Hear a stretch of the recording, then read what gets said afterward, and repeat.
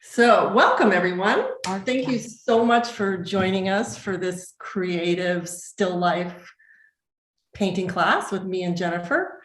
We love knowing where you're all from. So if you type in the chat where you're from, that's fun for us. And any questions that you have, please type in the chat. While Jennifer's painting, I'll be answering questions and telling Jennifer the questions, and she'll do that when I'm painting. So okay, I think that's it for me. So now here's Jennifer. Gayle, I think we should go back to you for 1 sec because you didn't introduce yourself. Oh, okay. All right. So, hello, welcome. I'm Gayle Baker. Thanks so much for taking this class with me and Jennifer. There you go. Okay, now we can go to you, Jennifer. All right, I'm Jennifer Orkin Lewis, and I'm also known as August Wren on my social media and business, I guess. And I paint. Mostly I paint and I license my work and I teach and I sell my artwork. And so everything to do with painting is all about me. So, and I love it. And we're really, really happy to be here and to share it with you today. So anyway, I'm going to start by showing you a little bit of what I've been doing lately. So Missy, yes, we're spotlighting my sketchbook. So I find it difficult, especially in the winter when everything's just kind of gray outside. Even if on a sunny day it feels gray to me with no leaves on the trees and whatnot. So it's hard to be inspired. So I'll just show you a few ways that I did find something that I felt excited about painting in the last couple of weeks. So this painting here, I was at the Met one day and it really comes from just walking through the Greek vase section. And this, I was taking a walk around New York City and everyone has the most adorable dogs in the buildings. So I just came home and painted that. I also enjoy switching up a sketchbook. So I'm using different shape paper. Sometimes a little change like that really helps. So it just changes the orientation and it sparks a few ideas. So I mentioned before, I was in Florida last weekend for 4 days. So this was a woman, I snapped her picture and painted her, and the trees were really to the side, but I put them behind her. So just playing that way. And I really, in a way, didn't feel that inspired when I was there for whatever reason, even though it was warmer and I should have. But so I just took my paint and I just like made the shape of leaves and the tropical flowers and the palm trees and just painted one on top of each other and just to see what would happen. So there's a lot of layers on these paintings. And I just do it until I feel like it's finished. So this challenge is every week, I think they Still Life, they put out a picture. So I combined that with Estee McLeod's Colori Combo challenge, where she's putting out some colors, minimal color palette every week. And which I love that challenge, it's fabulous. So I just combined those two and it helped me move forward. And then Year of the Tiger, I guess, it was just for fun. So basically that's some of the newer stuff I've done. And I think I'm gonna do a demo now on painting our still life. So we sent you all a reference photo. So I picked the one that had the blue sky was a little bit in the background because I really just like to see some color. I did convert it to black and white to paint from because then it takes away the expectations of what it needs to look like. But honestly, the picture, and you all may have noticed that there's sort of a ton going on and it's really hard to focus. So I had a little bit of trouble with that. So this is my first attempt at it was I just like put my timer on for 30 minutes and just painted. And it's okay, but there's no focal point really. I mean, maybe down here, and I didn't love it. So I decided I needed to focus in a little bit. So I did a couple of sketches. So I'll move these up. So one is sort of that painting I just did of the whole thing, but this is just, it's a lot to do with process. So I looked at the photo and I drew kind of what I saw, a little bit simplified. And then I closed in, like focusing on the oranges, putting the bowl smack in the middle, putting it off to the edge. So I was just trying out different ways to approach it. And then I tried it loosely in color just to see which way I wanted to go. So I chose something like this, I think is the way I'm going. And I'm going to paint now. Okay, Jennifer, while you're setting up your paint, I'm just going to put these questions out that are flowing in because I can actually answer most of them. Okay. Let's see. What are you drawing with? Are you drawing with a watercolor pencil or a regular pencil or what? I am actually going to,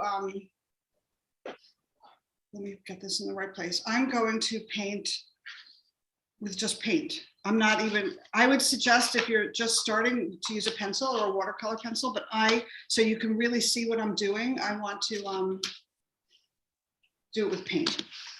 You'll see.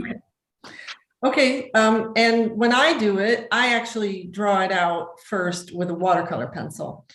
You also got in your after you signed up, you should have gotten an email that also had all of our supplies that we use. Not that you were to get any of them for this class, but it will just answer a lot of your questions. We use acrylic gouache and a mixture of gouache and acrylic gouache, and Jennifer mixes it up way more than me. She might use watercolor and some other things, and usually no prepping of paper before. Sometimes to do a composition, let me move this up a tiny bit. It really helps to give yourself a little border so that you're not, so it's confined. So I want this, I'm going to do my outline instead of pencil. I'm going to use this blue paint so you can totally see what I'm doing. So I'm just painting it in here. Yes, you can mix gouache and acrylic gouache together. The thing that we both love about acrylic gouache is it dries really fast and you can paint over it and it won't bleed. And Jennifer, can you just say what size brushes you're using? So I'm going to use, right now, I'm going to keep this very simple. I'm just using a 1 and an 8. That's all I'm going to use today. So someone says your use of color is so beautiful and amazing. How can one get better with use of color? I would say maybe you start by using a limited color and then find another color you would like to use that would look beautiful with it, something that really inspires you. It's a lot of play. So I'm going to put this, there's a this picture here. You're using acrylic gouache right now, right? I'm actually using both acrylic gouache and gouache, and I picked them just according to colors I wanted to use. So, so this basically, this is, I'm giving myself a template to work from. So my first step on this is to just fill in the first layer. So I'm trying to limit my colors. I tend to use a lot of colors. I really love to, but well, so here's, we use a lot of white, both Gayle and I do. I'm trying to use colors that you might have. So this is a Jennifer, can you just hold the colors up as you are putting them down so people can see what they are? This one is Viridian acrylic wash. So it's a very blue-green color. Scarlet, so any red is red. This one is, I guess, a warmer red. Or is scarlet a warmer red? Yeah. An orange. So I just put down like a little blob. And a yellow. This is a primary yellow. This is a regular gouache. And I'm mixing them because I have paint that's not dried out in them. Basically, that's why. I love having a little bit of hot pink. So this is opera. It's a beautiful color. I want to have a regular green. So here's just a green. And I think for now, that's all I'm going to do. I'll put a little bit of black. I never use black straight from the tube, but sometimes just to darken stuff up quickly, I'll use that. I have a few other colors I might throw out, but we're going to just keep it to that for now. So I'm going to just use my 8 brush. And I'm basically going to just map in the colors a little bit. So she's painting on a paper palette, which we both use, and no, it does not keep it wet. You just you know, it's just a little cleaner than using a palette that you have to wash. We just like using them. So they come in white and gray. I know the oranges are orange, they're all orange, but I want them to have differentiation. So I'm just painting them in different colors. And we're going to layer on top of these. So this isn't the final look. So, and I'm not trying to be perfectly in the line or anything. It's just fill in the space.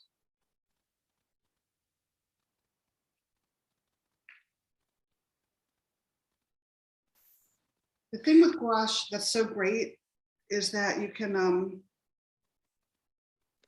just layer so much. So if you don't love something, you go over it later, which I do a lot.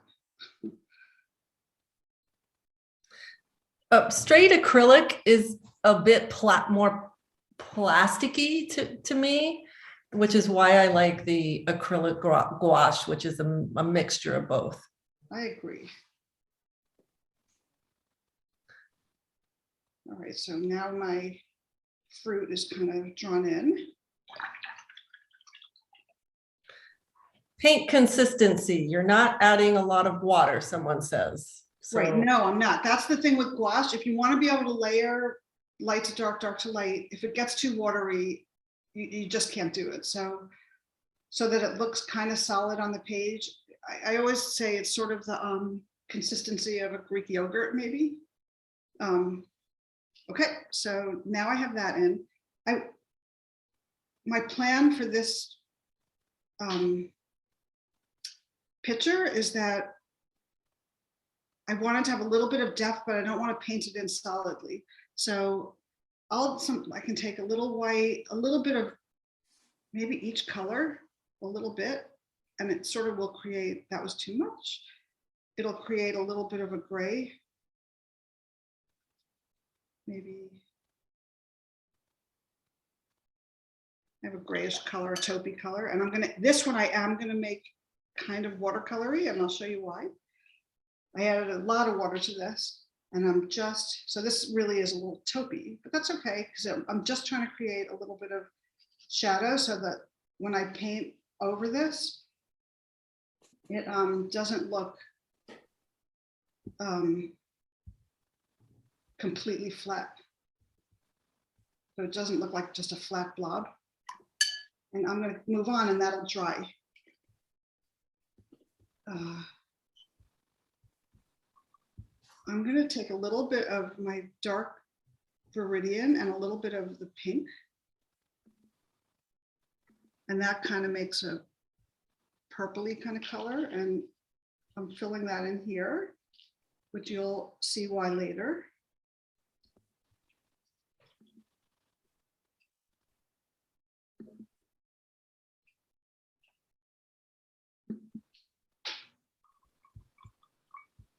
I definitely don't feel like things have to be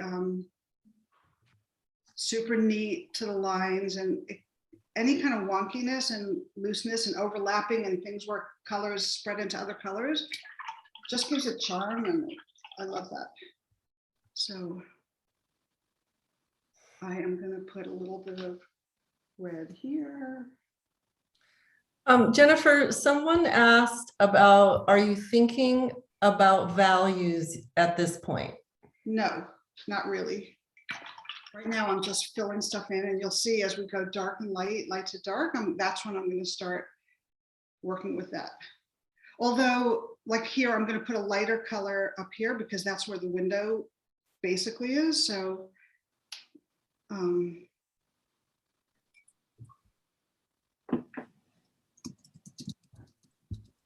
so in a way I am, but not in sort of terms of like the oranges catching a highlight or something. So I'm just filling it in. So it looks like you're using more water as you're filling it in. Yeah, I guess it's a little bit more watery just for this bottom layer, just to put color down. But it's not like watercolor. It's not like it will, like if I do this, it's not spreading, you know, it's not that watery. Someone asked if you could just quickly show the reference photo. Do you have it printed out? Yes, I do. And your wrist cuff is beautiful. Oh, thank you. So this is the picture. You see how there's, this really attracted me. And my first attempt that I showed you before, and I can show you again after, like I tried to get all these leaves and the rose and the background, and it was just too much. So that's why I focused in on just my favorite part. And then I kind of I made up a shape of this vase with the grasses in it. And that's what I'm going to do. I'm just leaving it at that. You don't have to do everything. In fact, another idea I have for this is to just do a pattern of all over oranges and lemons with these kind of shadows, which would be really fun all over to do. So you don't have to take anything literally, which makes it, I mean, sometimes it's hard to remember that, honestly. That's why my first attempt, I painted the entire thing. So, and honestly, if I was doing that, if I had had that reference and I did in my sketchbook and I painted the entire thing, I really wouldn't have gone back to do more. I would have just moved on to another project or something. So, but because we're doing it for the class, I had to figure out what I was doing. So there's a shadow underneath in that reference. There is a shadow. So, and I like that it was sort of rounded.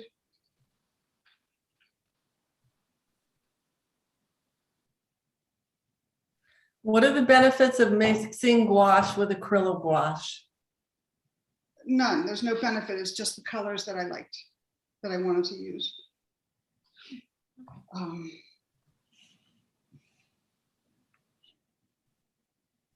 Okay.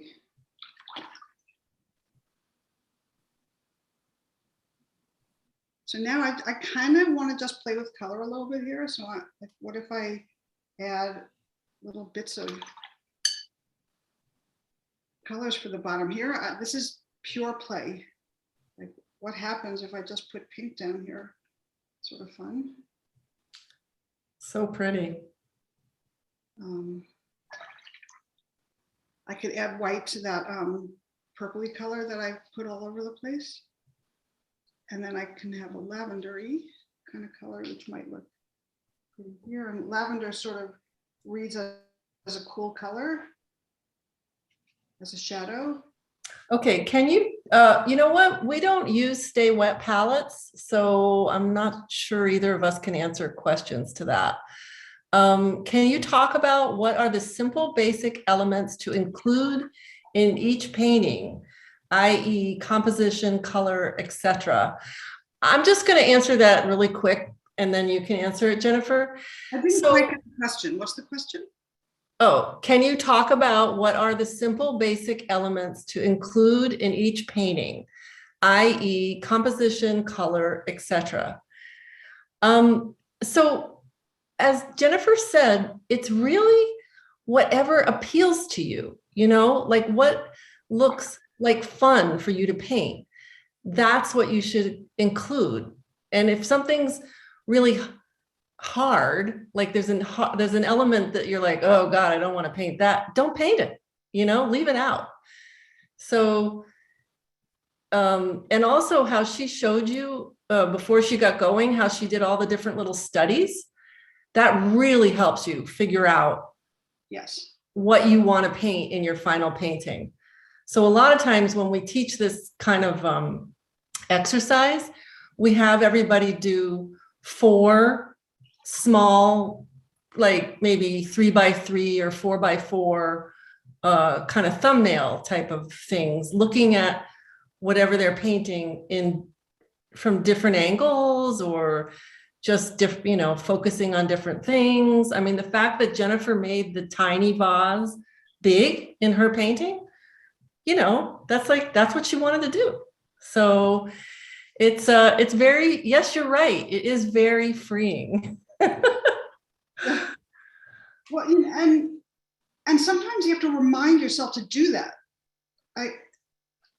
To say, I can experiment, I could play, because my first reaction also is like, that's what's there, I need to paint that. But it's not what you have to do. You can do whatever you want because it's your painting. So, okay, so now I have, that's like a base painting. I paint very different ways many times. Like sometimes I leave tons of white around and sometimes it's more of a pattern, but with the still life, I felt like I wanted to have these blocks of layers. It just felt right for me. And I actually, I'll show you at the end, but I actually did this many times to figure out what I wanted to paint today. So, okay, so now I'm going to go back to the fruit. So this is how. Someone's asking for you to show the thumbnails again. She'll show the thumbnails after she's done. So she'll show you everything again after she's done. So to make a shadow, you could just add, like on the red, I just added green, and that it just creates a really simple way to make the shadow. And you just put a little bit of it on there, and you can also play with just what happens. Here's a little bit of this hot pink. Oh, that's fun. Hey.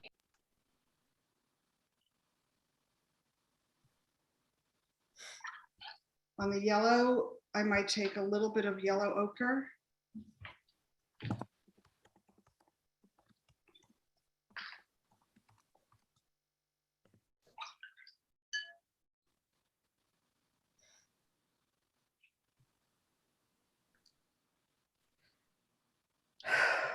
This whole thing, you can keep on going back and forth, light to dark, dark to light. Here's orange. I'm just going to add a little bit of white to the orange, and I could put it here.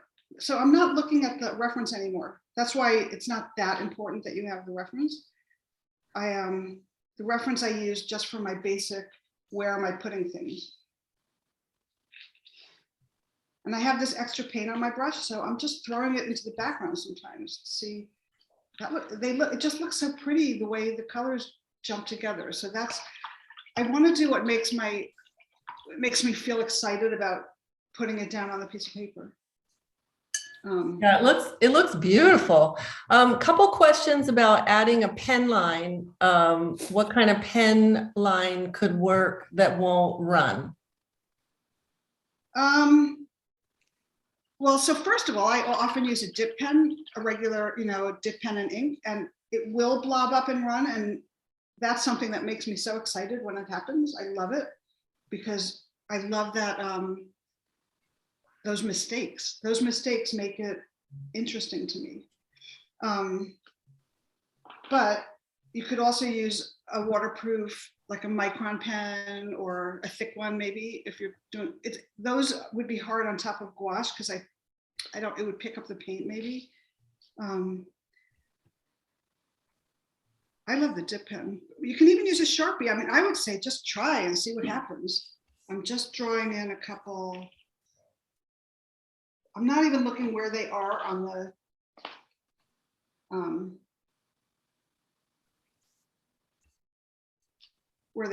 actual reference. I'm just putting them in and I'm making, it's not like all the little pieces of grass are going the same exact direction like that. They're all over the place. So that's what I'm doing. Everyone loves your colors. Oh, thank you. They look beautiful. So that got a little bit messy, but it's okay. I'll probably come in with some other color to, it's all a matter of layering and it doesn't really all come together until the last minute.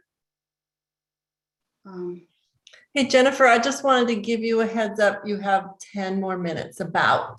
Yeesh, okay. This is definitely a more, all right, I'll go faster. This is more complicated than some of the paintings we do for these classes in a way. Okay, I'm going faster. I think it looks amazing. I mean, it's like, I feel like you could be done so easily. It's beautiful. Actually, yeah, I see what I can do. So let me just get in this. And can you guys see how the values are starting to all kind of just work together? How she started light and now she's adding, the dark leaves, and it just makes it pop so beautifully. And so, and every one of these leaves doesn't have to be the same color. Like here, I'm going to add a little bit of this Turk color that I love.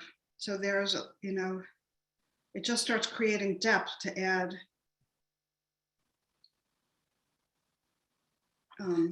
I'm just going to read you some of the compliments you're getting. It's amazing. It's gorgeous. It's like magic. Beautiful colors. Oh, thank you. Gorgeous and inspiring. I want to get like the basics and then I'll show you what my practice one was so you could see if I did it slower, what it would look like. Although I did it by myself yesterday and it took me less time than this, but I think it's a matter of because we're talking and I'm trying to do this. Cheryl says, I could watch Jennifer paint all day. Oh, thank you.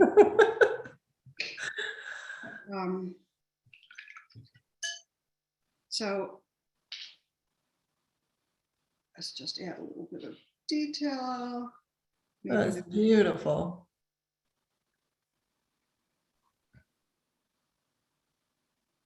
A little bit of.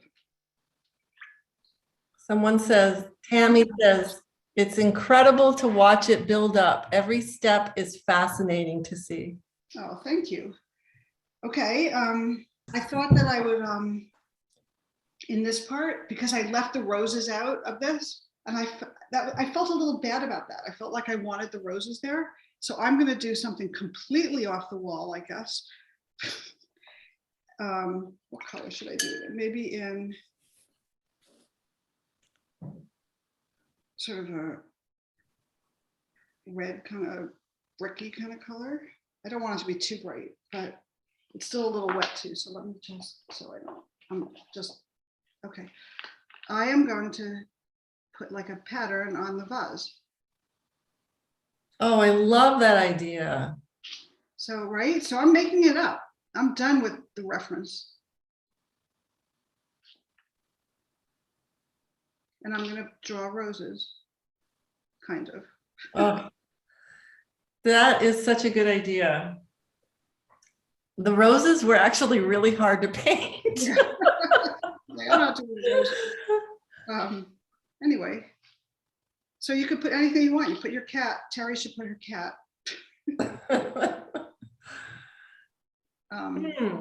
I might be changing my idea for my demo.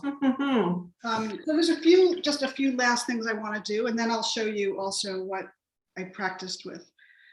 You can use just your permanent white. This is, or I think I maybe had on the list bleed proof white, but this is just Sakura, not Sakura, Kuretake sent this to me, and it's sort of cool.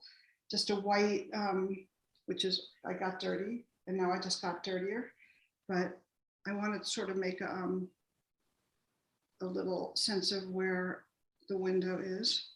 It actually should be a lot whiter looking than that. So there's the window. Maybe there was a frame in it. You can do whatever you want here, right? I feel like I want to have a little bit of like the opening to the picture, and I feel like there should be a little bit more shadow. But this is what, as you keep going, you can just add this kind of stuff. So Wow, I'm going to call that finished, but I'm going to name it. I named it, and I'm going to write this down because this is fun to do too. I named it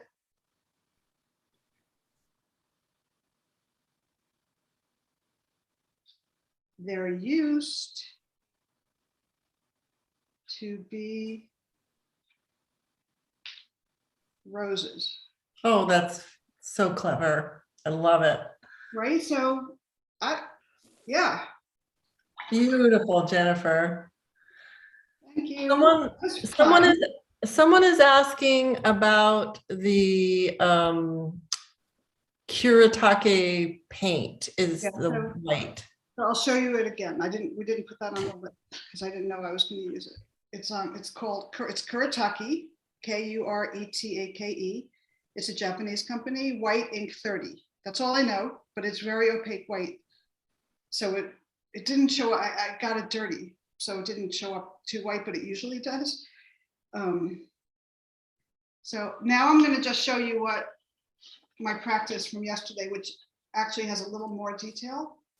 So, and someone is asking, what do you do with the unused paint? And Jennifer, you want to just tell them what we do with that? So yesterday, they're slightly different, but that's how I practiced. I also cut off the thing here because I thought it should be, but maybe I like it better this way. But it's all an experiment. So the extra paint, I will sometimes I'll even just show you here. I might take a big fat brush if I can find one next to me right now, which I can. I might take a brush and just just use it, make a background for my next painting, because I like to paint on a color also. So, right, so you're not using it up, but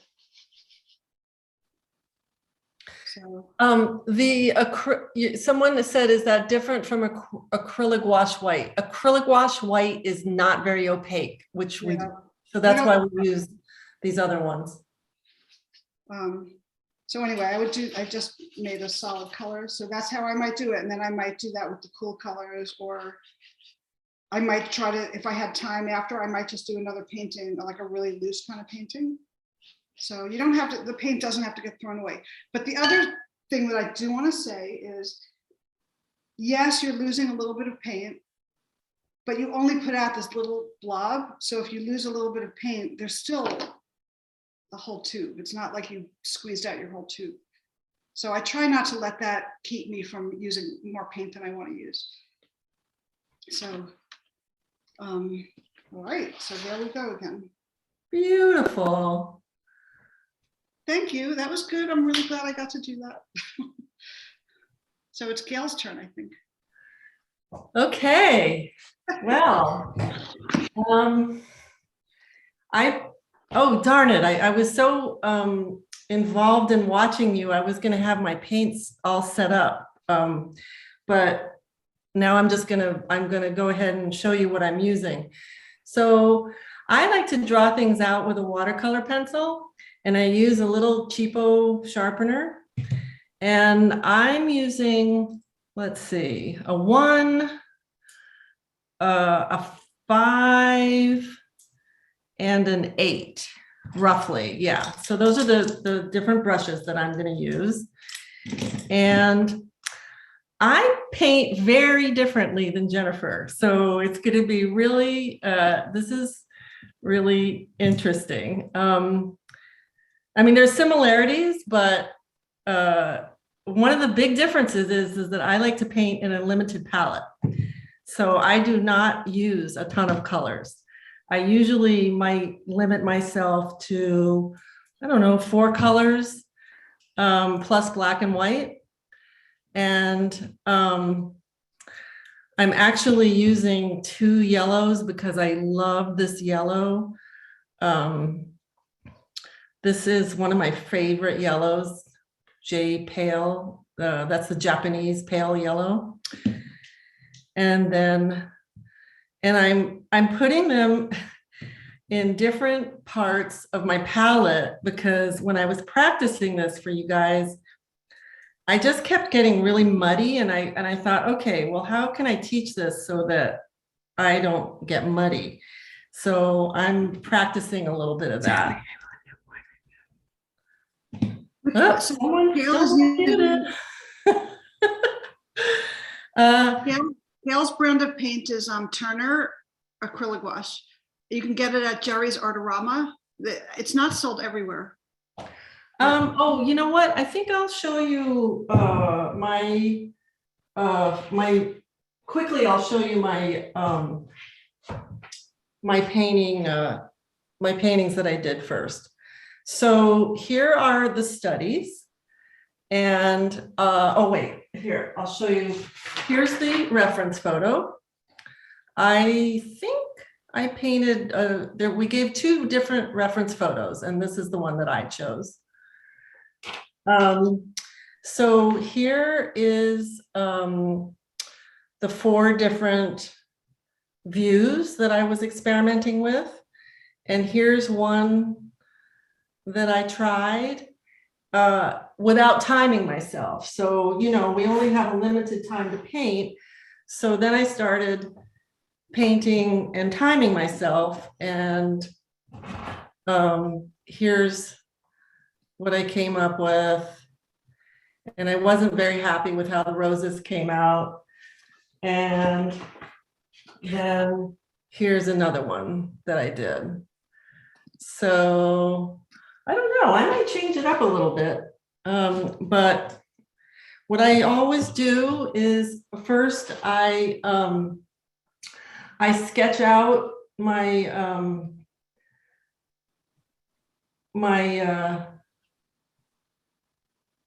you know, what I'm painting. I sketch it out very lightly in a watercolor pencil, and I always draw a border because I like borders. But you know, I'm drawing the border, but then I know that I'll give myself permission to change it. Like already I'm going out of the border. And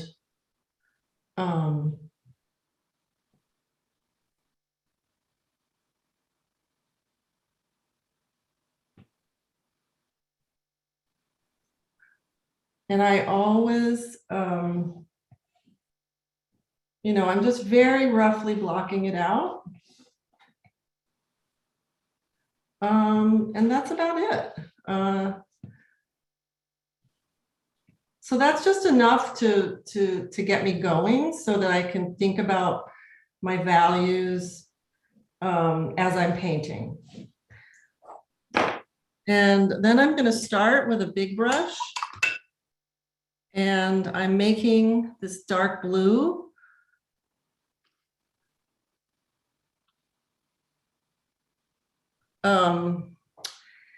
And I'm going to block in my color very quickly so that it dries.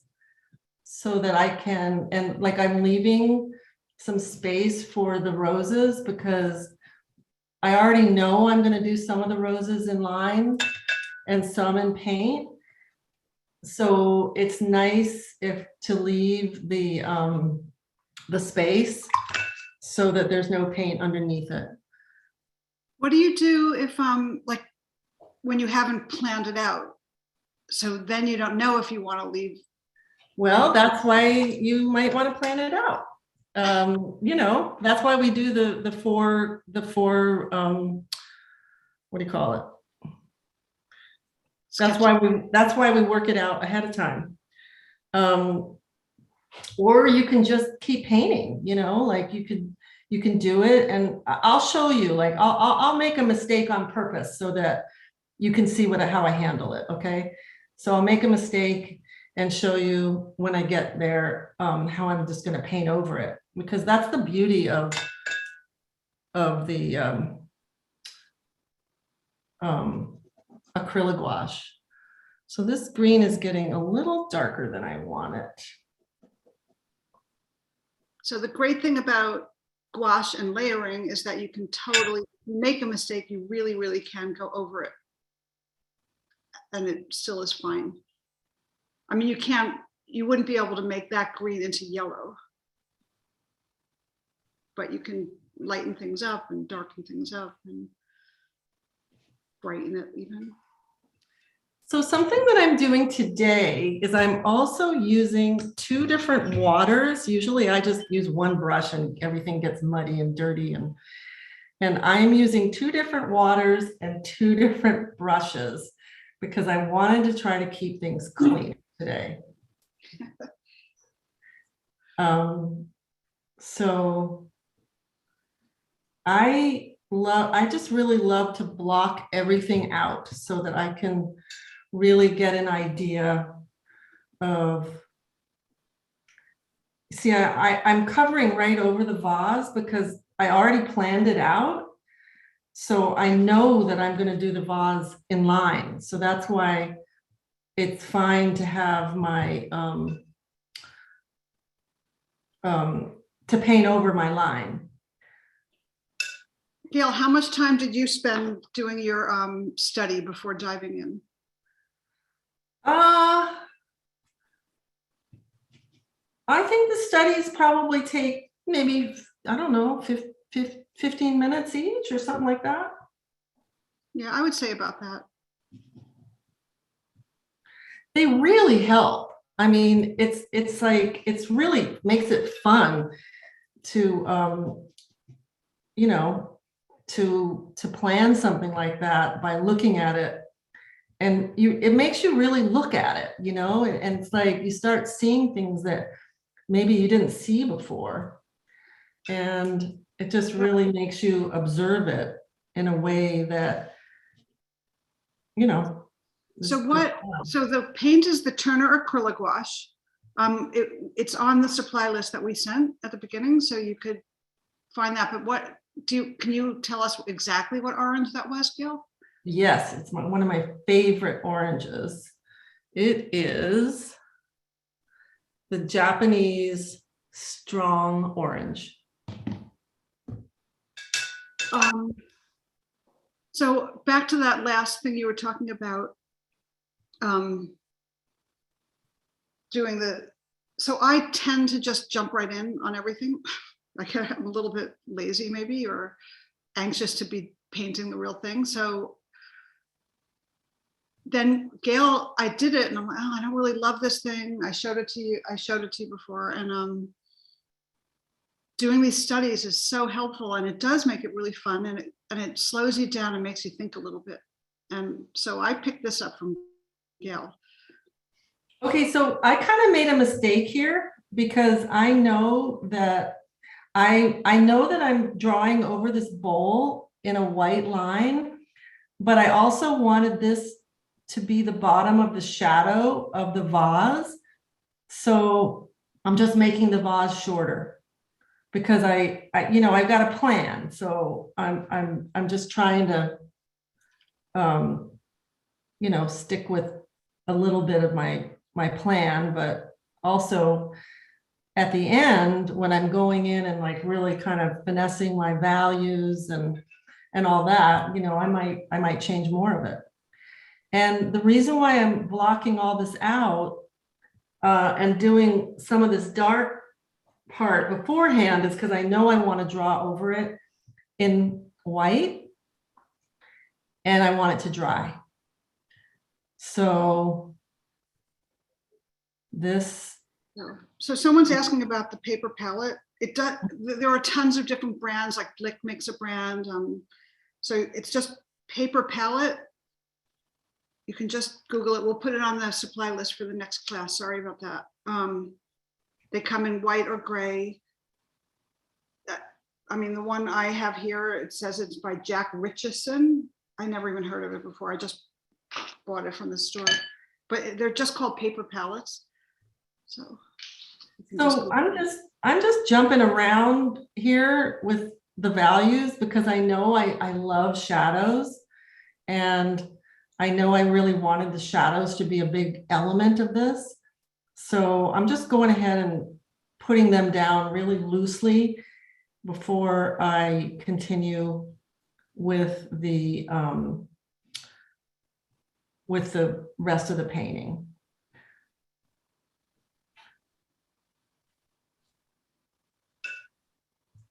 And, you know, something that you guys should know is that, I mean, I thought Jennifer's painting was beautiful, but very often I don't do my strongest painting when people are watching me.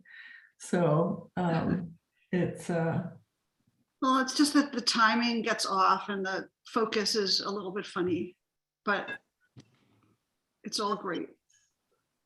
okay, so now I'm going to go in and I'm going to block out the oranges. And again, I'm putting down, you know, some just very loose color because I want to go over it. I know I want to highlight the oranges and do some shading and stuff like that. So I'm just trying to block everything out very quickly.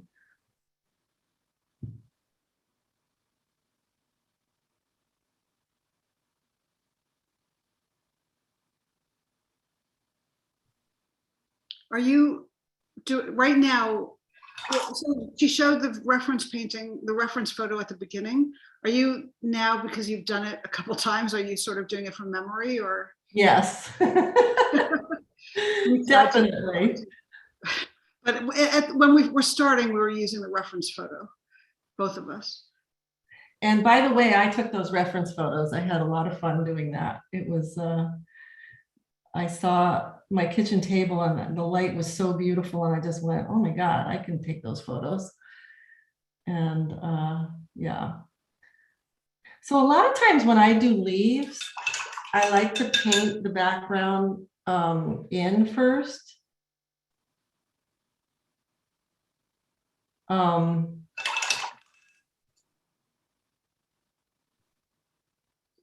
Gayle and I are discussing a people workshop.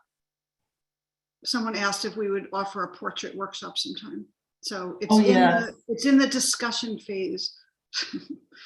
I don't think it would be a portrait workshop, but it would be a people workshop.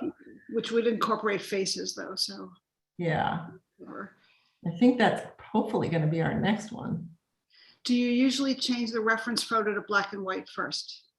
I always do. And you know what's really funny is, you know how sometimes well, for me, I paint small, honestly, because I have a small scanner.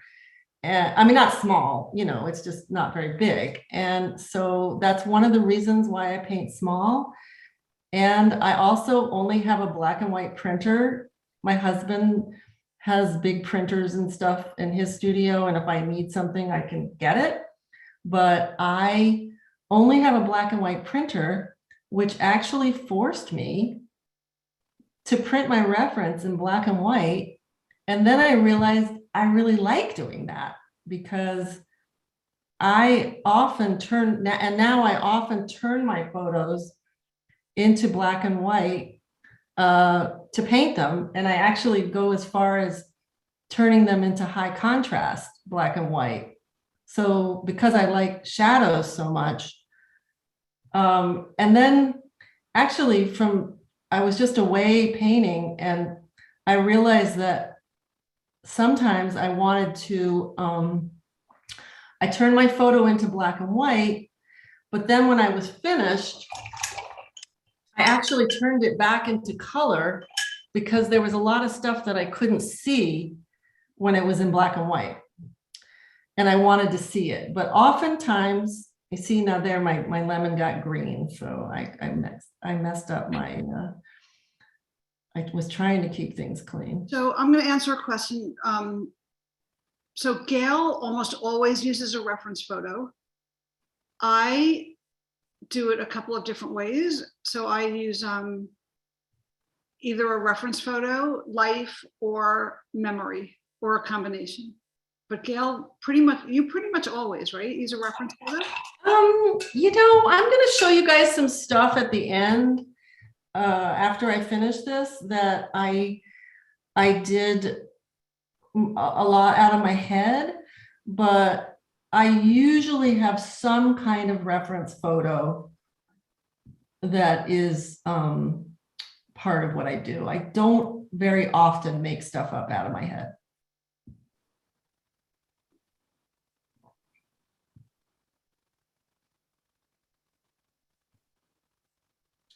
So there was a really cool shadow on the vase in the photo, and I just really wanted to make sure to get that in there. So a couple questions. Do we throw away dried gouache tubes? With the acrylic gouache, if it dries out, you have to because you can't reconstitute it. With the regular, designer's gouache, or the water-based gouache, you could just cut open the tube and use it as like a watercolor, just add water to it and use it that way. Can we talk about how to make paint every day happen? Yes. That is, give yourself a timer and 15 minutes or 30 minutes and just say, I'm doing it every day, or leave some paint out. What would you say for paint to keep you going every day, Gayle? Yeah, I think that you got to find something that inspires you, that you want to paint. And I mean, I've never been good at doing things every day. Jennifer's way better at that. But since I've been painting in a sketchbook of painting my granddaughter, and I'll show you guys after I'm done, but it's the first time that I've ever kept a consistent theme in my sketchbook. I've never done that before. So I think that you got to find something that you're just really passionate about. But also, I mean, the people that I know and Jennifer can speak more to this, it's like, to do it every day, you just got to do it. And don't worry about showing it to anybody. It's just do it, And you're not gonna, I mean, Gayle's really lucky right now that she has a beautiful little granddaughter that she's inspired by, but we don't all have that. So it's a matter of just saying, oh my God, I see there's a tree outside that's cool. I'm just gonna paint that tree. Or sometimes it's really hard, but can you use paint? Oh yeah, and the Instagram challenges are a really good way. There's so many of them too. So you can just find something and pick up one that you like. And can you really use paint on the Moleskine sketchbooks? Paper seems so thin.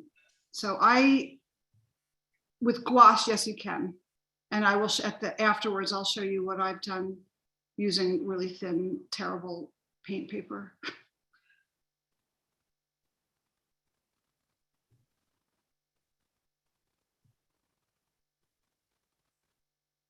Yes, give yourself a challenge by joining one of those monthly drawing prompt groups. So I mentioned before Este's Calori combo. To me, that's the most I love that, just being given a couple of colors to use and paint whatever you want, because there's that limitation.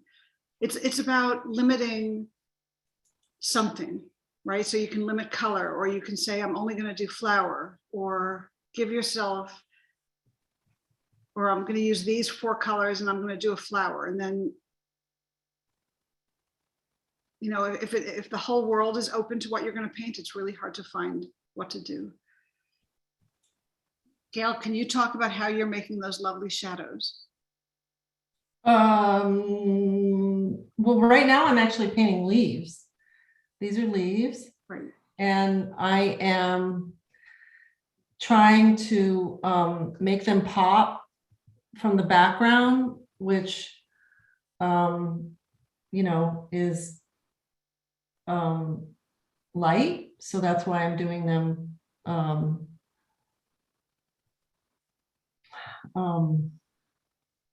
darker.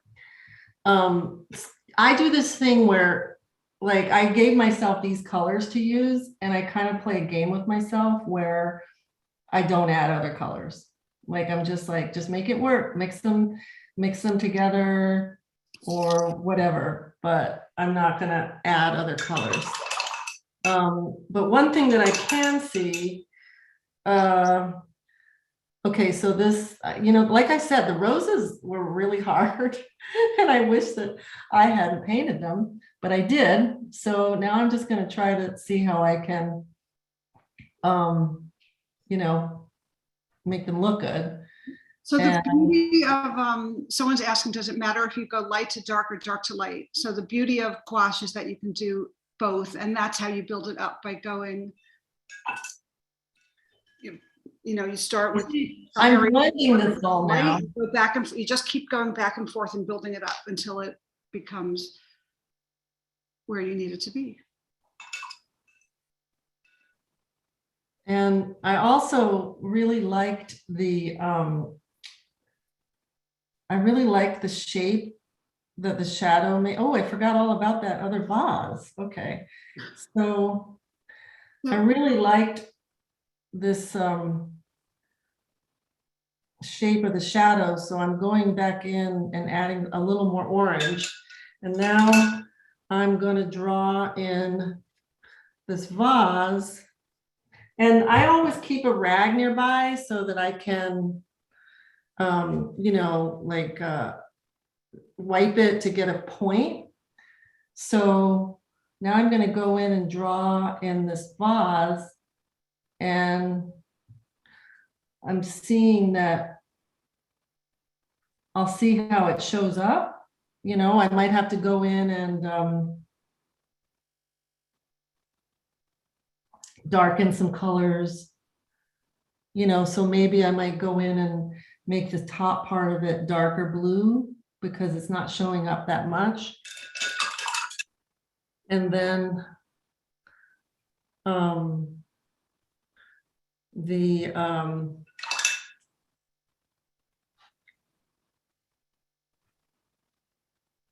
what do you call them, the little wheat things that are coming out, they're going to work really well on the white, but then once they get out here, they want to be light. So I'm changing that up a bit, and this is such a satisfying shape to paint. I use these kind of leaf shapes in a lot of stuff because it's just really fun. It's and easy. It looks great, Gayle. Oh, thank you. I forgot to look at the clock. So whatever, okay. Just take your time. I know. Let's see. What time is it? Oh, I'm good. Looks like I have at least 10 more minutes. Oh, wow. You did that fast. Yeah, I've painted this like 8 times. So, and also I got ideas while you were painting that were helpful. I mean, this is the really fun thing about doing these classes together, is that Jennifer and I tend to really inspire each other. We definitely learn from each other. There's no doubt. And, we both struggle too, like it's not like every time we sit down to paint something, we love what we do. And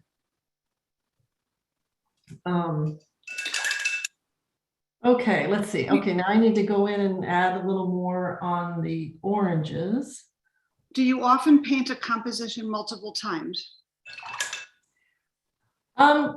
It really depends on what it's for. If it's for a job, I mean, I do, a fair amount of commercial illustration work. I would never turn in something that I didn't love. So if I'm painting something and I don't like how it's coming out, I might repaint it, 5 times, especially if it's a portrait. I mean, I do a fair amount of portraits, and there are certain people that have just been so hard to get that I've had to paint them many times to get them right. But if I'm painting just for fun, for myself, I mean, one of the reasons why my sketchbook with my granddaughter is so much fun and why I'm so happily committed to it is that I'm not trying to make it look like her. I'm really only having fun. And I'm not expecting every page to be brilliant. It's a body of art. And I'm just not putting pressure on myself. And I'm also trying not to think of commercial possibilities for it. But that's really hard because I'm like, oh my God, this would make such a great children's book series or whatever. But I'm trying hard to just really stay in the joy of it, because no one's paying me to do it. There's no pressure, and there's no reason why I shouldn't just be having fun. And for some silly reason, that is hard sometimes.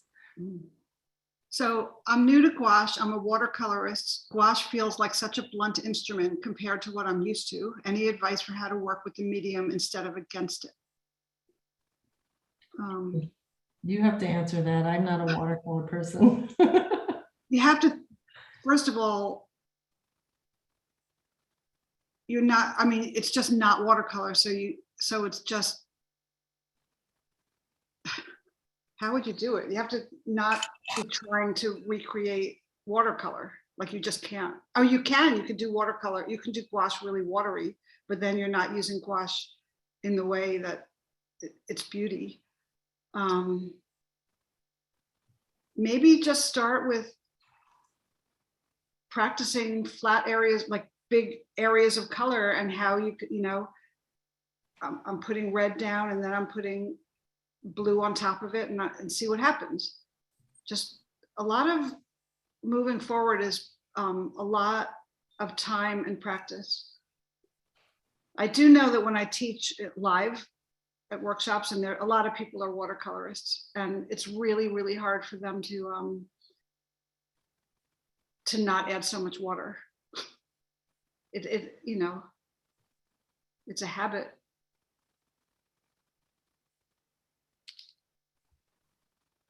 Okay, so I'm gonna. Good one. I'm the opposite. You have to forget starting light to dark and know you can go over mistakes. Wait, what? When either of you travel, what are your must-bring items that you pack? Oh, well, I was just away for 10 days and I only do carry-on, and all my paints fit in a little 1-quart bag. And I probably took about 12 tubes of paint and some watercolor pencils and my paint palette and my white and an eraser and a what do you call it, and paper and a sketchbook, and that's it. And yeah, I think when we're teaching in May in France and Spain, I'm not going to be able to pull off carry on only. I'll probably have to bring more paint. Yeah, I think we need extra 2 swatches. weeks. So does paint left over on the palette go to waste? So if you do let your acrylic wash stay on the palette, it's going to dry, and yes, it'll go to waste. So you should, if you don't want it to go to waste, paint something else or do what I did and paint another piece of paper to be used later. Can I make gouache by mixing my own watercolor paint and acrylic paint? I don't think so. I'm not sure. I mean, it wouldn't explode, but I don't know what would happen. I don't know if you would be doing anything. I don't have an answer for that. I'm late. How can I access this entire work? Everyone within a week will get the recording. It takes us a few days to edit it. Are your brushes for acrylics or watercolors? Synthetic, right? Yeah, they're all synthetic. It's Mimic Kolinsky. Okay, so here's where I'm going to show you how I would deal with a mistake. I hate how these roses look. So I am going to paint over them and try something else. This is why acrylic gouache is great. And I didn't plan this, you guys, so I don't know what I'm going to do. I just know that I said I would show you how to do something like this, and here I'm doing it.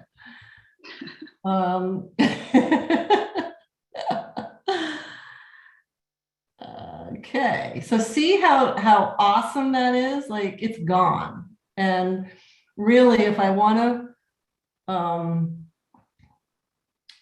you know, I should let it dry for a minute if I don't want it to get all muddy. And I really don't like bright colors. I'm much more of a earthy tone palette. Sometimes I'll use pink. I do like to use like pink and orange, like really bright pink and orange, but I just rarely paint in bright colors. So that didn't go muddy because her yellow roses were dry. So they don't, because it's acrylic gouache, it dries so that it doesn't pick back up. So I can go over it. Gayle, do you recommend the Japanese colors and which ones? I think you use both, right? I use both. Okay. So while that's drying, I'm just going to go and add a little bit of lighter values in a few spots because it just feels like it wants it. And I also feel like I'm almost out of black, so I'm going to add a little more black.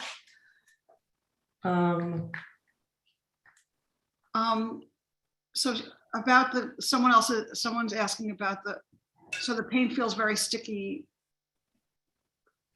It's the watercolor gouache question again. And you might need to add a little more water than what you're adding. Maybe you're not adding enough. There has to be some water to make it move.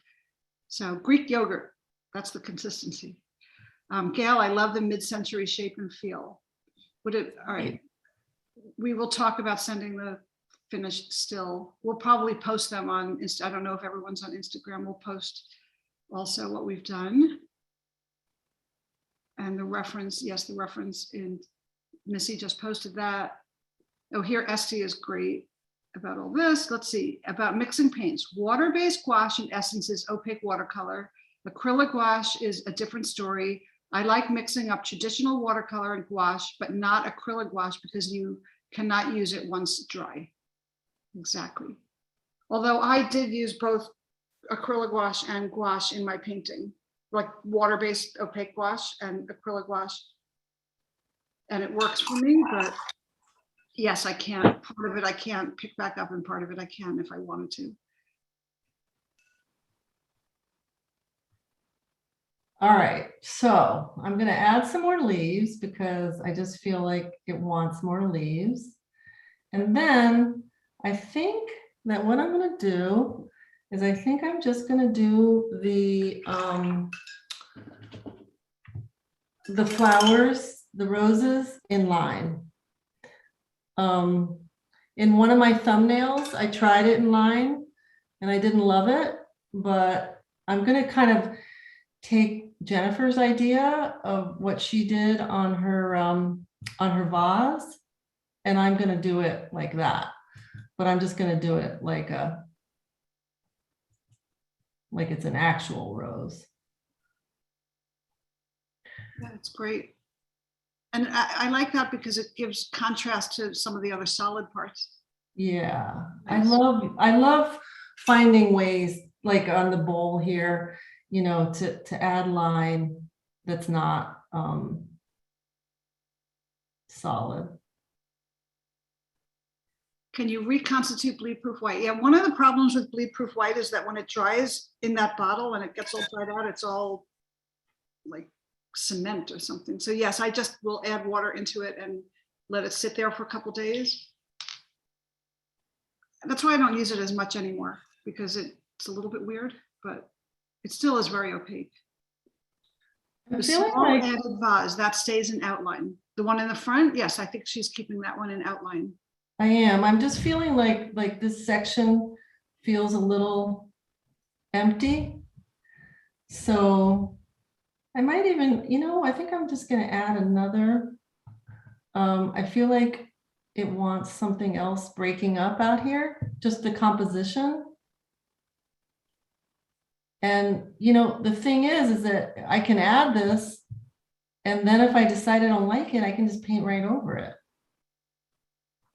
So there's like never a reason in acrylic wash to not try something, because it's That's beautiful. you know, and I don't know, I just feel like the top right corner is feeling a little empty, so I might add some pattern in it just for fun.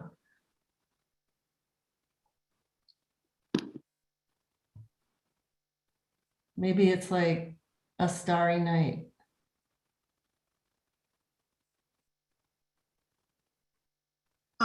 Okay. And I also might add. Wait, there's a lot of questions. Okay, go for it. What historical artist inspired you the most? I love Matisse. Let's see. Oh gosh, you answered, Jennifer. All right. Well, I always, my first one that I always throw out there is Matisse. Oh, okay. So David Hockney is definitely a big David Hockney for sure. For me. There's so many. But all right, what brand brushes do you recommend? So I've been, for an inexpensive one, I've been using these Princeton Select synthetic.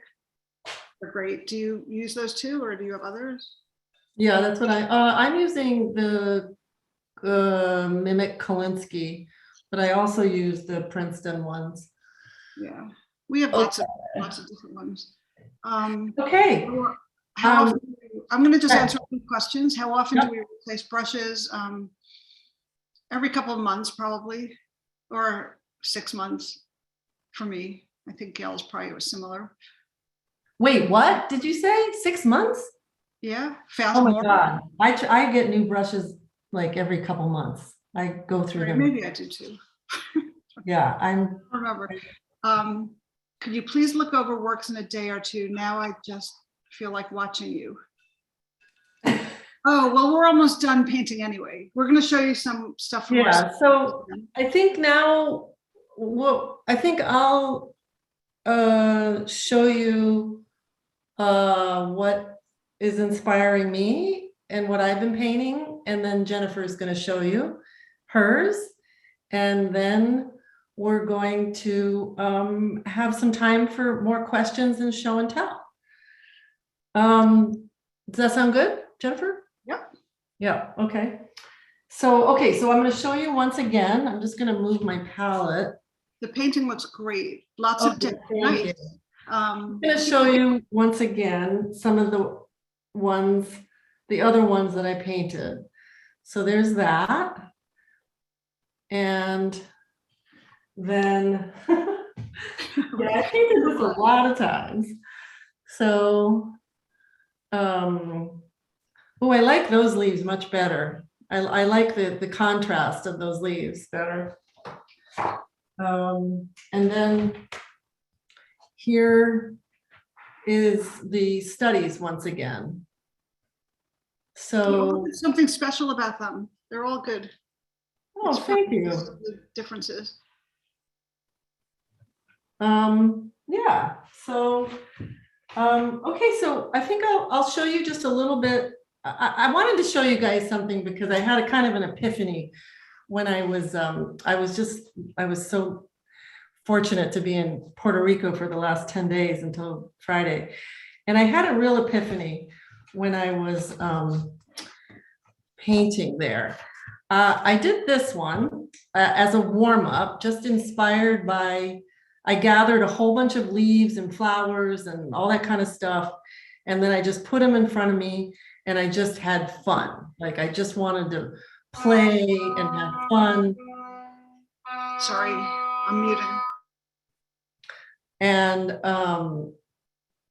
so that was, you can see I do use, the colors were so bright that I was inspired to paint in bright colors. So it does happen that I use bright colors. But then I tried to make this painting, like we were staying in this beautiful place and my husband was sitting there and I said, oh my God, stay there, I'll take some photos. And then I tried to paint what I saw. And I've painted over this once or twice because I hated the colors so much.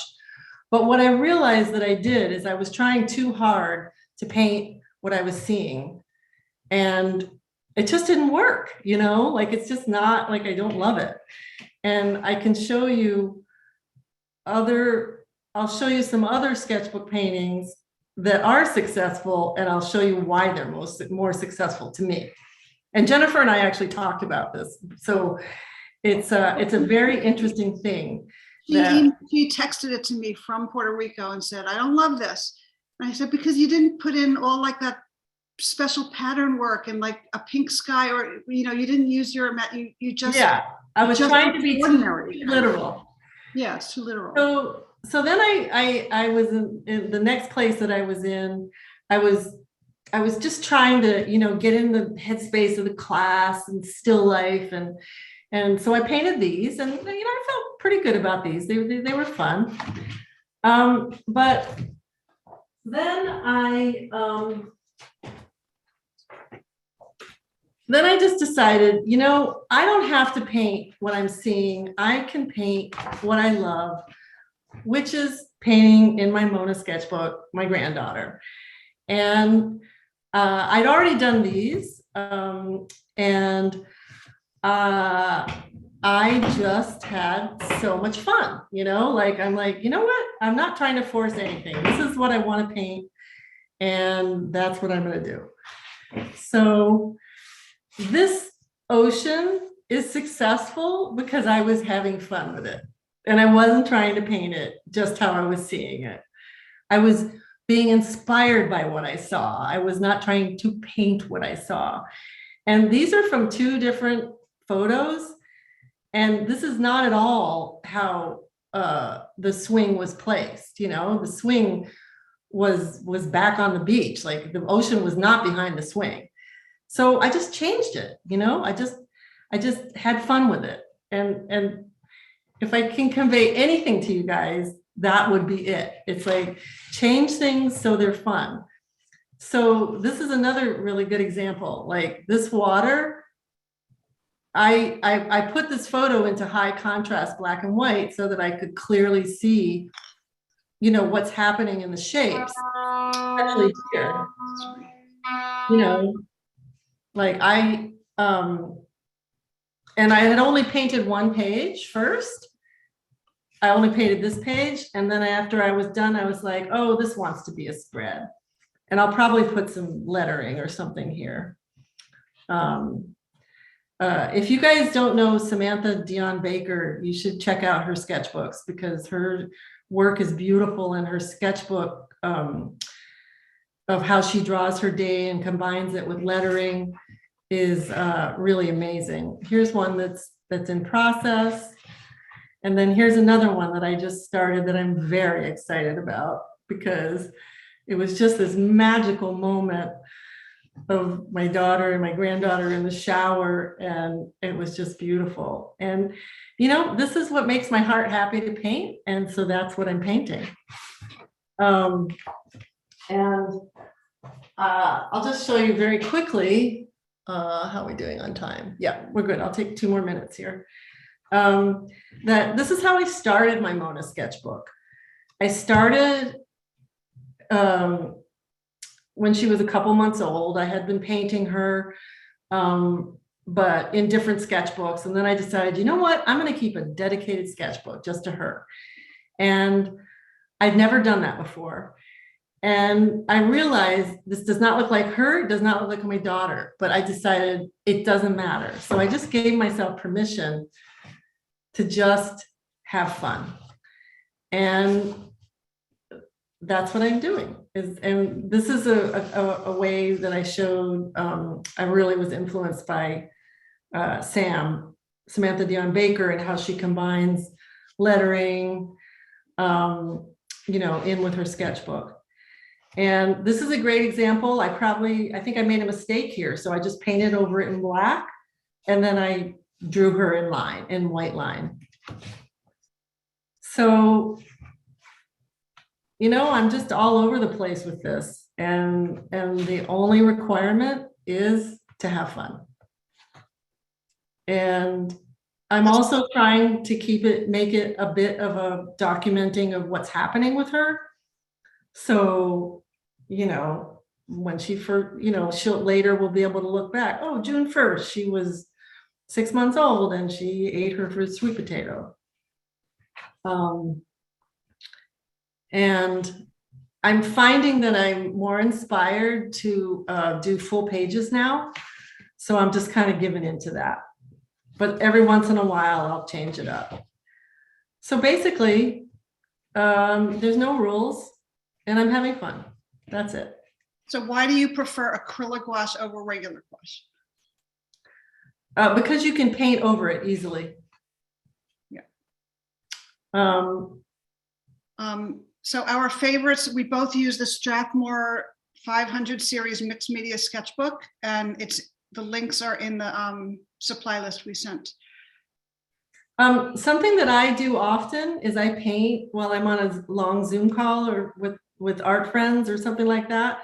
And I love painting patterns. Like I'm a massive doodler, and I used to just doodle on paper, and now I don't do that as much anymore. I'll pull out my sketchbook and I'll do it in here instead. So that's it. Oh, this is one of my favorites. So this is another way to show a different way to paint water. That's my dog knocking on the window. Sorry, everybody. Okay. I think that's, oh, okay. So this is a really good example. So I turned this photo into very high contrast black and white, and I was really only seeing the shapes. So what I really should do is go back into that painting that I did of my husband and do the water like this, and then I'll probably be happy with it. Yeah. So that's it. I think, oh, I wanted to show one other thing really quick, because I think that Esty McLeod is in the class, I hope. And I just wanted to show, when we're talking about inspiration, you know, Jennifer was talking about her Esty McLeod's Color Eye Combo challenge. For some reason, that really inspired me. And this was orange and brown were the colors. And I just had a blast doing that. And for each color combo, I was very, very inspired. And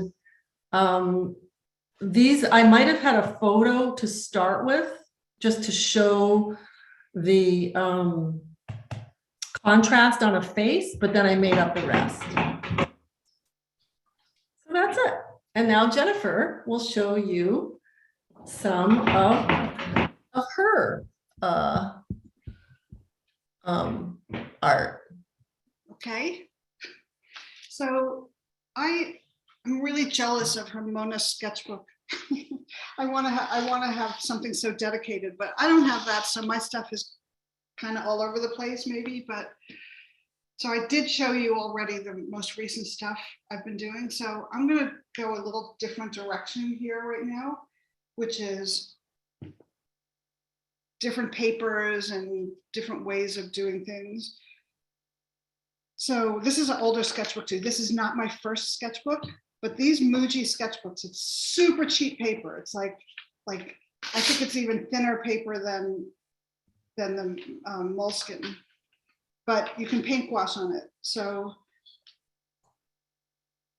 if you keep the paint thick enough, you can just keep on painting right over it. So these are really pretty old. These are probably 6 years old, these paintings. But I always put the timer on for 30 minutes and I just painted things, stuff that was lying around, stuff lying around in my hotel room. Me with a, it doesn't really look like me, but sometimes it's just a giant mess. But it's that whole thing of just getting in the habit of working every day. So plants that I was seeing, a picture that I saw somewhere, my cat, sweet dreams. And look, they're so amazing, Jennifer. Like so inspiring. It got messed up and it pulled the paint from there to there, and who cares? It's just it's actually I haven't looked back at this particular sketchbook in a really long time, and it's fun to just see things you were thinking then. So here I was writing something about a migraine that I had. So, I mean, this is by doing this every day. So if I started January 2014 and I've done one a day, I mean, I haven't added that up, but 365 times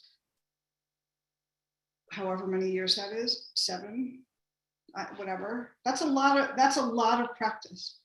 And that's how you can look at some of the stuff. So, or if you do 30 minutes times that many days, however many days that is, that's probably hit the 10,000 hour mark. Oh, for sure. Yeah, so that's how you get better. I mean, when I look at this stuff, I know that I paint better now than I did then. Right? I mean, even though these are really cute and fun, but I have a little more skill now, I would say. Jennifer, this is a Muji sketchbook, right? Yep, this is just the Muji sketchbook. Yeah. It's just a piece of junk sketchbook, but with gouache you could do it. So this is when my mom is here today, I think. So we went, after my father died, we went on a cruise together. She had plans to go on a cruise, so I went with her, so she had, company, and I hung out with her. And these are like paintings that I did while I was on the cruise. So this is in Venice. That was the first stop. Slovenia. It was really rainy and cold. People I saw. This is a market in Croatia, in Split. Oh, they're so beautiful. So it's just like, I hadn't looked back at this forever. So these are people I saw, in Dubrovnik in Croatia. So it's, and rooftops. I think there's more to this. I don't know why this came out. But anyway, it becomes like a diary almost, a visual diary of where you were and what you did. And it's so much fun. Also, I always do switch out the size of my notebooks. I don't even know what I'm going to show you here. I'm going to open this. It's a big surprise. So this is the sketchbook that Gayle and I always use, but it's a hardcover version and a different size, Strathmore. So I guess I was just playing with colors and, I mean, it's just playtime. I mean, that's a big giant mess, but I probably, just. Jennifer, what is the gold paint that you use? I mean, I don't know what that is, but all the brands make a gold paint. So, I mean, I don't remember what this would have been. I was mostly using designer gouache then, so it was probably a Winsor Newton gold paint. Some of the stuff was for projects. I use my sketchbook also for projects. This was some stuff that ended up on plates and some lettering for, I was doing a lot more licensing. I still do licensing, but I'm a little bit more picky about what I do now. So I don't do too much of that exact thing. Let's see what this one is. And then I'll be done.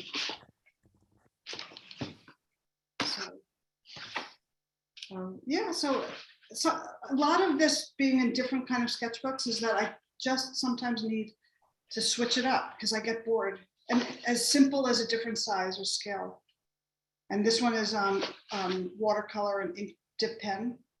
I love using a dip pen. Oh, this is so much fun. They're just fun. It was a rainy day. Little blue flowers that I saw. Oh, so anything could be inspiration. This is watercolor and ink. A lot of times these I might have seen a bouquet, but a lot of it is just playing with paint. Are you making these up or are you drawing these from photos or what? They're probably made up. Or I might look at 10 photos and kind of put them together. Like I saw a rose here and a tulip there, right. And whatever. So I rarely, unless it's maybe my own bouquet that I made, I won't copy off of a photo. So I think that's about it. There's, I have a lot of sketchbooks that could go forever, but I'm not. Well, there's just a couple questions and then I think we could just move into seeing if you guys want to share anything. We could do a little show and tell. What is a dip pen and what's involved? Dip pen. Let me just see. I have it somewhere right nearby. I think I had it before. So is this it? No. 1 minute. Sorry. Yeah, right here. Thanks, Nancy. Thanks for coming. This is a dip pen, and you dip it into. Well, this is some concentrated watercolor.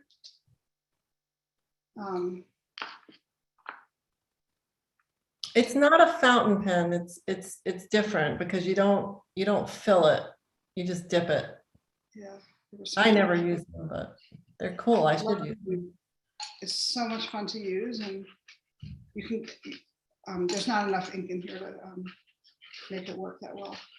But you can do thin and thick line, and I mean, you can just draw right over. Anyway, that's what it is. You can get these. This one is E+M is the brand. I think you can get it at Jet Pens. Okay. So Missy, did anybody in the chat say that they wanted to show their work or how do we want to do this? I haven't seen anything yet, but I know that Samantha Dion Baker sent me her work that she did. So if I can share my screen really quickly and it will show her work. Oh, why is she not here? No, she is, but she just wanted me to share it because it's a small picture. Oh, okay. Okay, so there's a few other people who are saying they'll share it. Awesome. Can you see my screen right now? Yep. Perfect. Sam, if you want to unmute and add anything, but this looks awesome.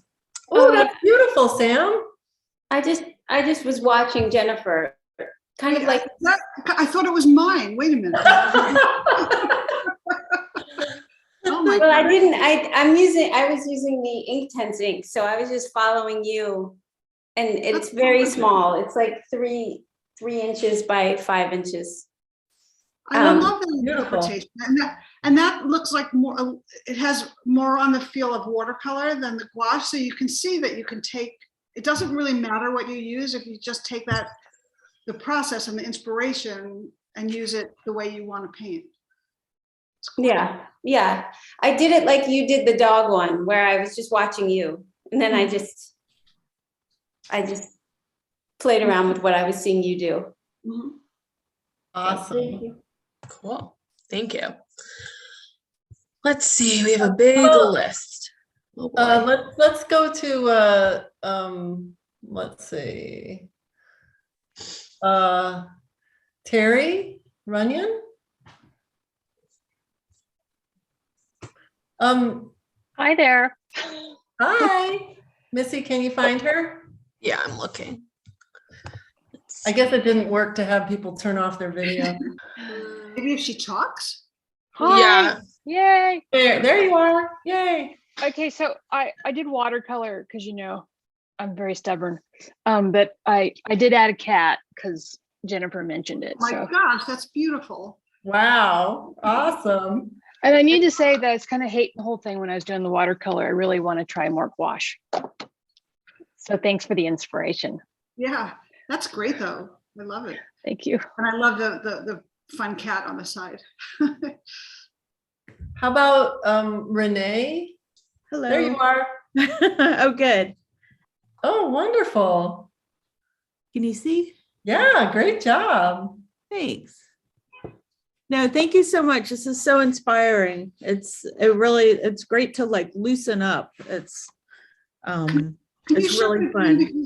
Can you show it again? Because my thing froze for a Oh, minute. sure.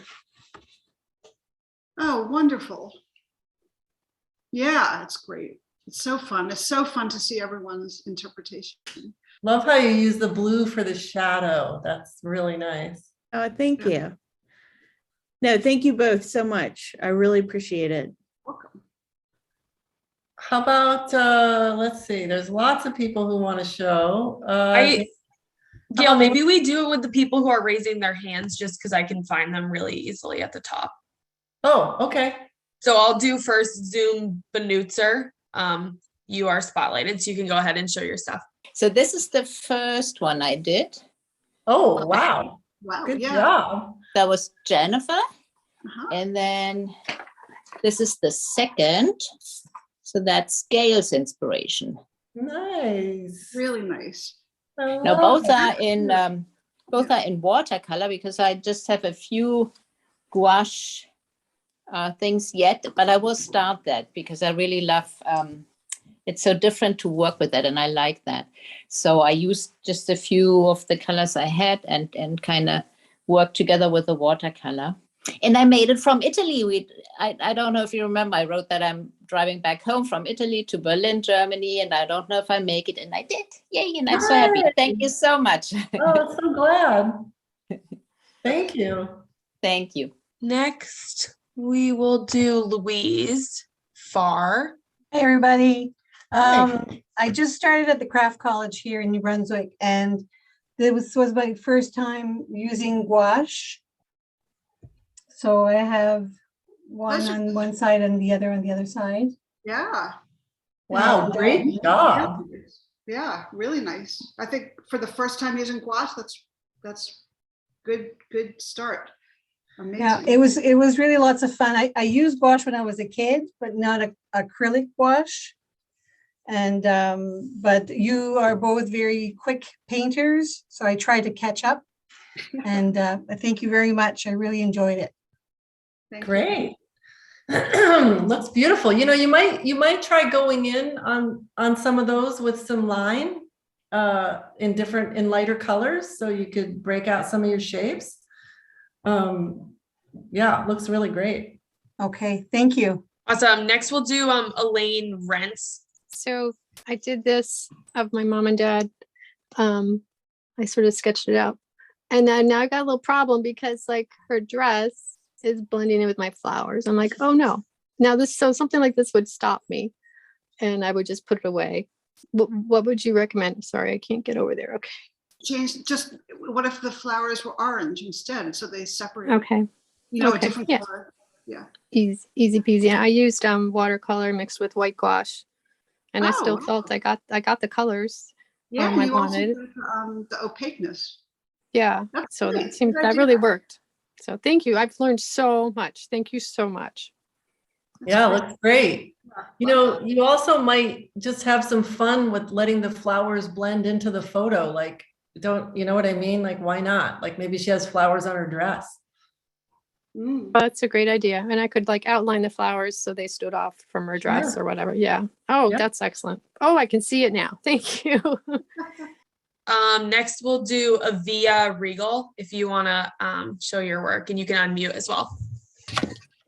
Hi. Hi. Well, this was my first one. Wonderful. Right. August. Wow. That's a great rose. That is a great rose. Really good. And this was my second one of Gayle. I love Really nice. it's so interesting, like when you see the different interpretation of what to paint, and like here your oranges are really, the fruit is really big in the forefront, and then here and the other one, the rose and the leaves are major. So it's so great to see. You can do it any way you want, whatever inspires you the most.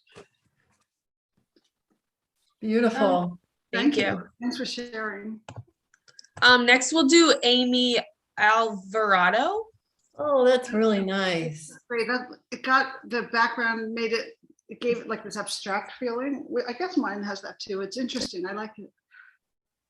Very nice. Yeah, Awesome. very nice. Cool. Thank you. Next we'll do Megan McNear. If you want to unmute yourself. Hi. I have kind of like a film noir stripe thing from the window. Oh, I like it on your painting too. Yeah, I know, I do too. I was like, wait, I wish I could have this on there. I kind of took some liberties with adding a striped wallpaper in the background, and really, I'm going to make that a tablecloth with like little roses on there. Wow. Oh, nice. And then I'm having some fun. I was really inspired by you all talking about layering. I've gone back and like added some shadows to this face, and I'm going to do that with my oranges and everything. Great. That's exactly what we're talking about. Like, make it your own. Have fun. Thank you. Thank you all so much. Next we'll do Nancy Dean. If you want to unmute yourself, you can go ahead and show. Hi, Nancy. Nancy used to be my neighbor many years ago. And mute myself. Yeah, we were in a women's group together, and so good to see Gayle every so often. It's been 30 years since we've seen each other. Yeah. So this is the first one, and can you see it? Yeah, we can see. I am a watercolor artist more than a gouache, but I had gouache here also, but I was working on not making it so watery. I'm really happy with this one because I love to draw. And so I was using graphite. Oh, nice. So Yeah, that was the first one. And then this got a little muddy because I was watching Gayle more than paying attention. And I didn't like what was in the foreground. So I just grabbed what dark I had. And then the other one, I just had fun drawing a couple and playing with some more watery watercolor. So. Oh, really nice. Fun. Thank you. I love learning from you. It's great inspiration. So Good job. Good to see you. good to see you. Awesome. Next we'll do Katya. If you want to unmute yourself, you can show your work. Hi, that was really fun. I used my own setup of some flowers. Oh, And nice. I used the rest of my paint left over to paint the other page, which I've seen you do sometimes, Jennifer, for the next painting. And I painted over stuff that I didn't like, and I left some of the watercolor pencil line that I started with, and I think it's done. It's really nice. Great job. Next we'll do Eva Spitzer, if you want to unmute. Hi, thanks so much. I learned so much. I'm really blown away. And thank you so much. So I tried to follow along exactly what you were doing as best I could. So that's my first one. And just to kind of learn your techniques. And that's my second one. Oh, they're wonderful. Really like, I can see how much I grew just from one to the other. It's really cool. It's the first and second. It's like second one really like pops so much more. It's really cool. So thank you. Really nice. Hello. Thank you so much for a really lovely workshop. Okay, so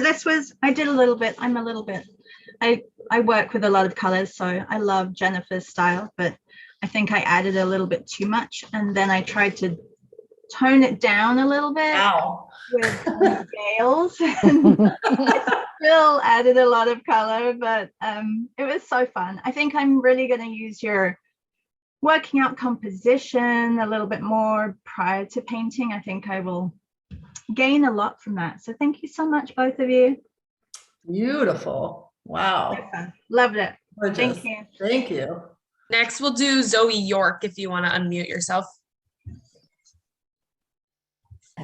Hello, hi. Hi. It's fantastic, really inspiring. This was my first one. Oh, wow. Really liked the zips of bright color to add to it, which actually doesn't look very strong on the screen, but I found that really inspiring, and I liked the bright turquoise lines that then partly I kept in the painting. And then this was my second one, Gayle, and I'm really inspired by your patterning, Gayle, so I would definitely like to experiment with that much more. But from both of you, I definitely learned to increase the tonal contrast between the light and dark compared to what I would normally do. So thank you both very much. Oh, wonderful. This is so much fun to see all your work. It's amazing. Awesome. Next up, we have Michelle Shane. If you want to unmute, we can see your stuff. Hi, everybody. Thank you. So I'm new to gouache. So I started here on over here with watercolor, this lighter one. And then I went to this one, this one, and I did it in gouache. So it was fun to see the difference with the same subject matter. But then my favorite part was when you kept saying, like, have fun and do what you want and use it as an inspiration. And I created these patterns, this one, and then I also did that one. Oh, nice. So I was actually very happy with the way these came out, because this was really more what I wanted to be doing. That's fantastic. Thank you. Really fun. Next up is Noelle. If you want to unmute, you can go ahead. Hi, guys. Hi. Thank you so much. This was awesome. I love seeing everyone's work. Everyone is amazing. So I actually used a water-based oil, which I just picked up for the first time. I've never used it before, on a cheap canvas that I had laying around. Wow. So that's what I did. That's amazing. Thank you. I'll have to try gouache. You guys made it look really fun. I love how you did the leaves on the top with the dark corner. That really balances. Yeah, really nice job. Thank you. I actually thought I messed that part up, so it's good to hear. No. Thank you. Awesome. Next is Diane Franson. If you want to unmute, you can go ahead. I think after Diane, I think maybe we have time for one more. Okay, cool. Hey, hi, I'm Diane. Sorry for the lightning, but it's evening here in Europe. So I didn't paint as fast as you guys, so I only painted one with the acrylic gouache. Oh, nice. So, but I was mostly listening, so yeah. Really nice. Awesome. Is Jennifer there? No, she texted us saying that her connection dropped off. Oh, no kidding. Yeah, so glad that we got through all of her work. I was wondering why I wasn't hearing from her. Yeah. Oh my God. You kept the show going though. Okay, it actually happened. We talked about yesterday, we're like, what do we do if we lose power? And we had a whole plan. Okay. Wow. Awesome. And then we'll do one more, Gayle, and then you can wrap up. So I have Usha right here. So Usha, if you want to unmute, or you are unmuted, you can go ahead and show your stuff. Awesome. Oh my goodness. This is amazing how different these all are. That's incredible. Wow. And this is my second one. Thank you so much. Oh, they're wonderful. They're just wonderful. I'm just blown away. Great job. I did gouache and some acrylic. Wow. Wow. This was really amazing. So fun to see everything. Okay, so we don't have Jennifer, right? Yeah. Okay. So Jennifer was supposed to do the wrap up, so I don't have I don't have her notes for the wrap up, so I'm gonna wing it. I can also read it for you if you need help, Gail. Okay, if I miss anything, just fill it in. Okay. Sounds good. So we want to thank you for coming. This is so much fun for us. And you'll get the video within a week because we edit it. And we will send out a questionnaire in a couple days, and we really appreciate your feedback. We love hearing what you like, what you didn't like, what we can do better, you know, like all that. And let's see, we do have a few spots open, I believe, in our France and Spain workshops in May. And Missy's going to put the links to those in the chat, but you can find them on our Instagrams and on our websites. It's all there. And then also we're teaching a workshop in Morocco in November, and I know there are spots open for that. And I just have to say, if anyone's feeling still scared about traveling, you know, I haven't done hardly anything in 2 years, and we just got back from a trip, and I'm so glad we went because it really felt okay. So I feel really confident, unless something crazy happens, that May is going to feel really good. Let's see, we have a hashtag that we want you to use if you make your posts. If you could put this in the chat also, Missy. Yep. Hashtag paint with Gayle and Jennifer. And we love seeing your posts, and we love sharing them. And let's see, we're donating a portion of our profits to some 2 different cancer charities this month. And we really appreciate your generosity. The whole donation only is working really well. We want to be really accessible to anybody who wants to take the class. And it's just so wonderful to see how many of you came today. Am I missing anything, Missy? Nope, you covered everything actually. Wow. Okay. Well, on behalf of Jennifer and myself, I just want to thank you so much for coming. And we're planning another one that will focus on people and how different ways how we paint people. Thank you. Hope to see you in another class. All right, so I think that's it.